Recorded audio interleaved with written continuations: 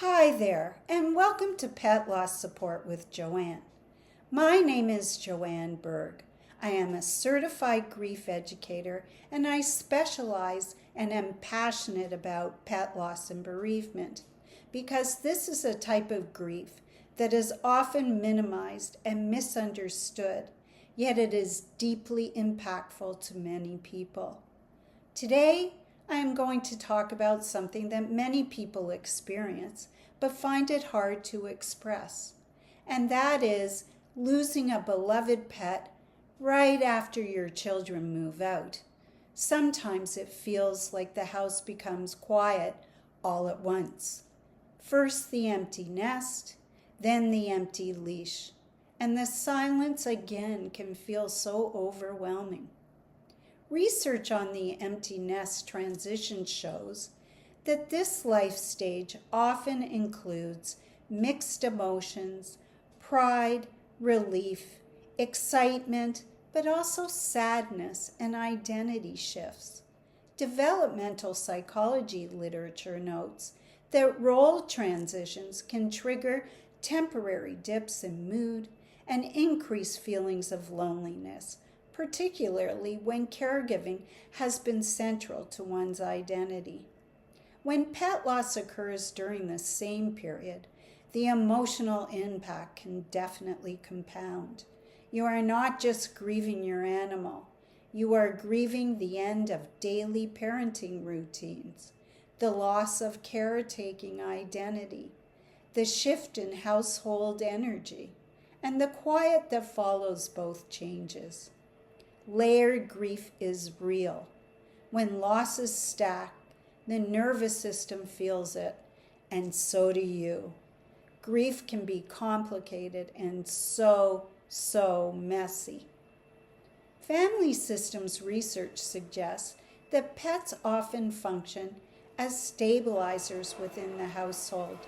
They provide continuity during developmental transitions.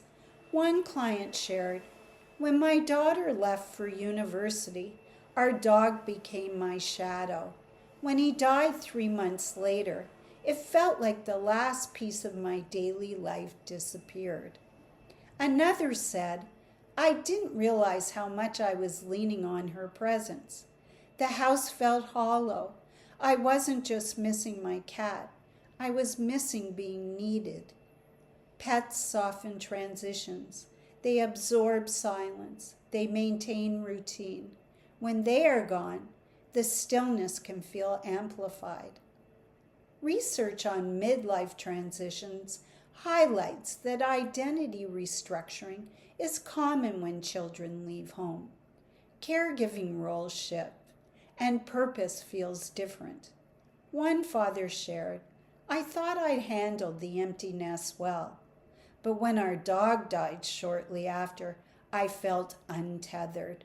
It was like I had no one left depending on me in that everyday way." Another client said, "I kept telling myself, this is silly, but I cried more over the dog than when my son moved out." It wasn't about comparison. You taught me that, Joanne. It was about timing. This is not weakness. It is what happens when attachment bonds shift rapidly. Now, grief research shows that sensory cues intensify loss. Empty bowls, quiet hallways, the absence of familiar sounds, the leash hanging unused by the door can become symbolic of both transitions. Children growing up and pets aging. The physical environment reinforces emotional absence. Now, many people may say, and many clients of mine who come do say, "My children are fine. I should be happy. Why aren't I? It was just a pet. But why aren't I happy? This is just a phase. But why do I have to go through it?" But attachment theory reminds us that bonds matter, whether with children or animals. When attachment figures are no longer physically present, the body registers separation. Layered grief deserves to be witnessed and to be acknowledged without judgment. While the idea of adopting a new pet may sound like a solution to fill this void, the reality may be quite different. The initial stages of transition and grief bring a swirl of emotions. A new pet can also activate many losses and a lot of guilt. It may be an idea to sort things out first and then adopt a pet so that your new dog or cat or rabbit can bring joy without guilt and sadness. Now, there is light at the end of this tunnel. Research on transitional adjustment suggests that rebuilding small routines, baby steps, help to gradually find one's own footing. You may consider creating new daily rituals for yourself. Even going out for lunch with friends may help. Honoring your pet with intentional remembrance or grieving in the way that you make time for. Allowing yourself to grieve both transitions separately and exploring what identity looks like in this next chapter. Let me help you. One client reflected, "Once I understood that I wasn't overreacting, I felt calmer." We had a lot to sort through, Joanne.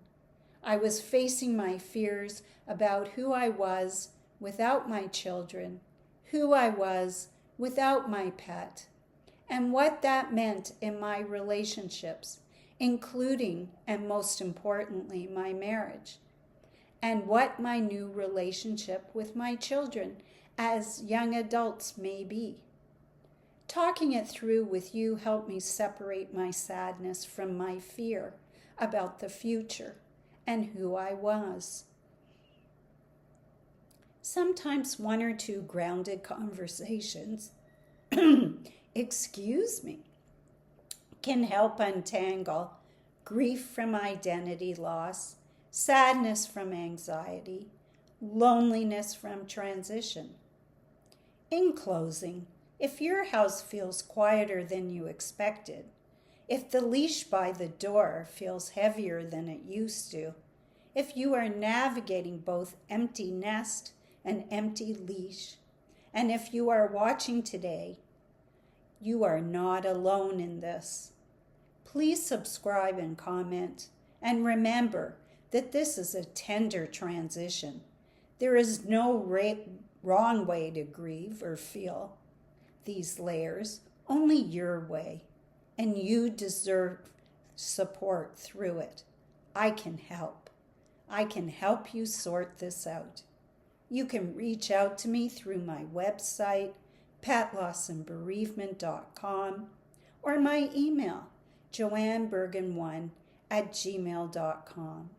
Take care and see you next time.